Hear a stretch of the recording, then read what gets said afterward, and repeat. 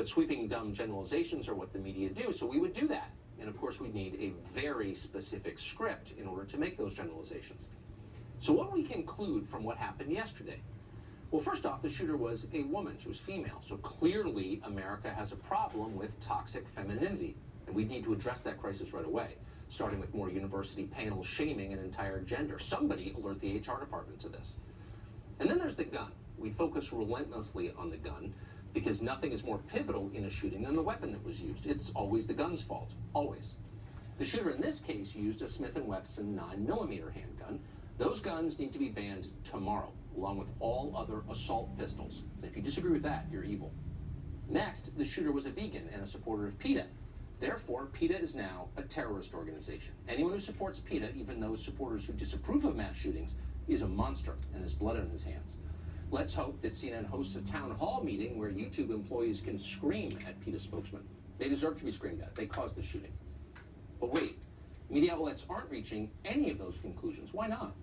Well, because there's no obvious way to use this shooting to advance the objectives of the Democratic Party. So the media will stop talking about it soon. That's how corrupt they are.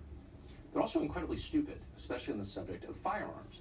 The people yelling at you about guns on television aren't sure what end the bullet comes out of. They're kids, they're children, with all the ignorance and moral certainty of fifth graders. We can show you a million examples of that because they're everywhere. But here's the most amusing one we've seen recently. It happened yesterday. This is MSNBC's resident genius, Nicole Wallace, mistaking the opening of a soda can for gunfire. Watch. Steve Schmidt, I always go back to the horror of 9/11 and the complete reliance. You know, we're in our tribes, we're in our corners most of our lives. I think we just heard some gunshots. Should we listen to that for a second? Control room? So that's not gunshot? Okay. Not gunshots? No, Nicole, not gunshots. Pretty funny. But be certain to listen very carefully as she lectures you about the Second Amendment, because she knows a lot about it. Pete Hegseth is Fox & Friends weekend host. He's a former member of the U.S. military, a decorated one, and he joins us tonight. So, Pete, it's a pretty simple question. We kind of know the script. We know the way these things unfold, how they're analyzed in the press. We draw sweeping conclusions from a pretty limited set of facts. You're not hearing that tonight. You're not hearing the other channels say toxic femininity is a threat to America. Why is that? Well, of course you're not. Wrong bad guy, Tucker. Wrong bad guy. Female of Iranian descent. She's a fitness buff. She's a vegan. She's a PETA member.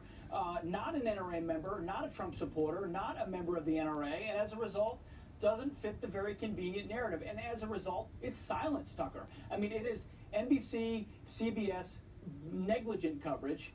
ABC, glancing blow. NBC said she's apparently an animal rights activist. They're moving away from this as quickly as they can with almost... imagine if it was an NRA member that did this. Is he apparently an NRA member, or is he actually an NRA member? In this case, apparently an animal rights activist. But no, I mean, no judgment or blood on the hands of a PETA member, always blood on the hands of an NRA member, because it would be absurd to me to define an entire population as violent because they believe in animal rights, just like it's absurd